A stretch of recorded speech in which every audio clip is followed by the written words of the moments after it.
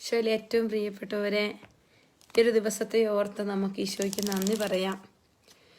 ഇന്ന് കർത്താവിൻ്റെ മുൻപിലിരുന്നപ്പം ഈശോ തന്ന വചനം ഇതാണ്. യെശയ്യാ പ്രവാചകന്റെ പുസ്തകം 25-ാം അധ്യായം 8-ാം വചനമാണ്. കർത്താവിൻ്റെ വിരുന്നിനെ കുറിച്ച് വചനം പറയുകയാണ്.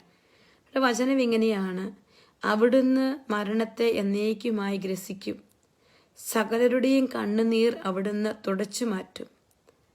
തൻ്റെ ജനത്തിൻ്റെ അപമാനം ഭൂമിയിൽ എല്ലായിടത്തുനിന്നും അവിടുന്ന് നീക്കിക്കളയും. കർത്താവാണ് ഇതരുളി ചെയ്യുന്നത്. അതിമനോഹരമായൊരു വചനം ഈശോ ഈ ദിവസത്തേക്കാണ് നമുക്ക് തരികയാണ്. വചനം ഇതാണ്: അവിടുന്ന് സകലരുടെയും കണ്ണുനീർ തുടച്ചു നീറ്റും, എല്ലാവരുടെ അപമാനം അവിടുന്ന് എടുത്തു മാറ്റും. പ്രിയപ്പെട്ട ദൈവമക്കളെ, ഈ ദിവസം നമുക്ക് പ്രാർത്ഥിക്കാം, നമുക്ക് ഓർക്കാം ഈ വചനം. എൻ്റെ കണ്ണുനീർ തുടച്ചു മാറ്റുന്നൊരു ദൈവം, എൻ്റെ അപമാന ഭാരങ്ങൾ എടുത്തു മാറ്റുന്നൊരു ദൈവം, എന്നെ മരണത്തിൻ്റെ വക്കിലേക്ക് എത്തിക്കുന്ന എല്ലാ മേഖലകളെയും ഗ്രസിക്കുന്ന ഒരു ദൈവം എൻ്റെ കൂടെയുണ്ട്. കർത്താവെ, ഇന്നേ ദിവസം എൻ്റെ കണ്ണീര് തുടയ്ക്കുന്ന നിന്നെ കാണാനുള്ള വലിയൊരു കൃപ നീ എനിക്ക് തരണേ.